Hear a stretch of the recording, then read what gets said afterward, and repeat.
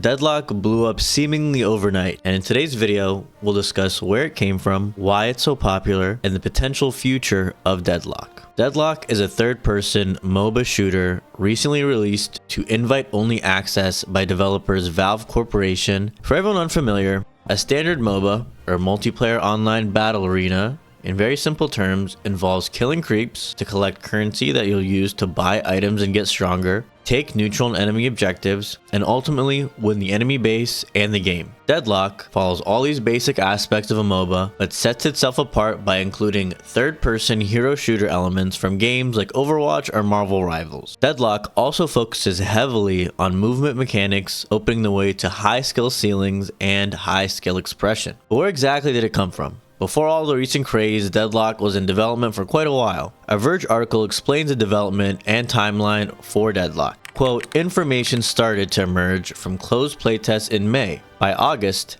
tens of thousands of people were playing this game as more players invited their friends to check it out. So it's been in development for a while by Valve, going through countless rounds of playtesting, and now we've gotten to the invite-restricted playtesting phase we've all been hearing about. This all sounds pretty good. It sounds like the perfect mix of so many games, but how did it blow up so fast? There are a lot of reasons why Deadlock has blown up so quickly. It's a fresh take on the hero shooter and MOBA genre. It even plays surprisingly well considering it's still in early development with, quote, lots of experimental art and experimental gameplay. But it's not just the game itself that's contributing to the success. Huge streamers like Shroud are attracting waves of people to the game by streaming it non-stop.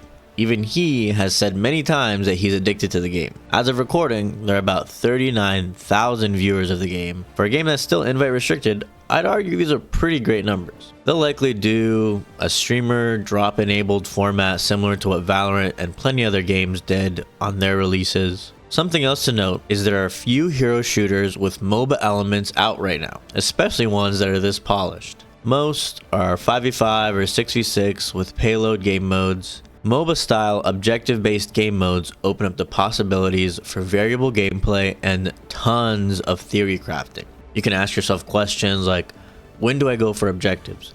What are the best builds? Oh, the enemy is building spirit damage? I should build some resistances to that, but how do I maximize my damage? You get the point. Let's also not forget the name recognition that Valve brings to the table. They've got some bangers under their belt like Half-Life, Team Fortress 2, Dota 2, Left 4 Dead, and so on. They're used to making some fire-ass games. While I was researching this video, I actually found a ton of funny memes about all this. Weakest Valve live service Giga Chad Doge, and then on the other side we have Soyboy Weak Doge as PS's strongest live service game. And this is poking fun obviously at Concord, which we'll get into later in the video. I saw another Reddit post of some friends hosting a 6-stack LAN Deadlock party, but it really does show that there is some traction for this game. YouTube is also flooded with plenty of Deadlock content. Every 2 seconds I'm seeing best Deadlock champ, top and furnace build, beginner Deadlock. Even some fairly popular creators like Average Jonas, a former Valorant streamer and content creator, decided to completely shift the focus of their channel to make exclusively Deadlock content. So shifting gears ever so slightly, I think it's important to illustrate the success of Deadlock by showing the other side of the coin. Starting in May 2023, a lot of news came out that Sony had 12 live service games in production.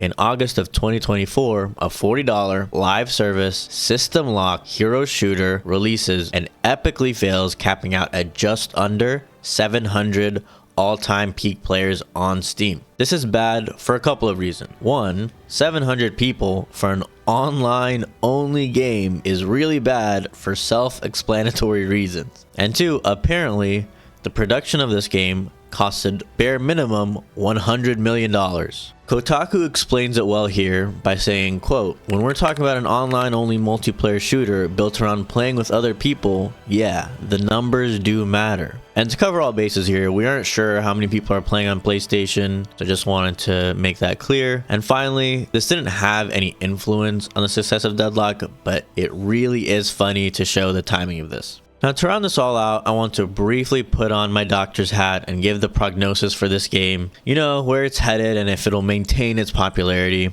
And I think there's still much to see. But once the game is fully released, or is released to the public, at least in an open beta format, we'll have a much better idea. I also think that if they do these 3 things, they could maintain a lot of the popularity they've achieved so far. Number 1, they need to listen to their community and major content creators. Number 2, they need to place a considerable focus on esport potential. And number 3, they need to not nerf the fun things for the sake of balancing. We've seen how that's gone for other games. Helldivers 2, I'm looking at you. But I will say, judging by the reception so far, I can see a world where Deadlock takes off and becomes the next Valorant or Overwatch, of course, if they play their cards right. Well, there you have it, folks.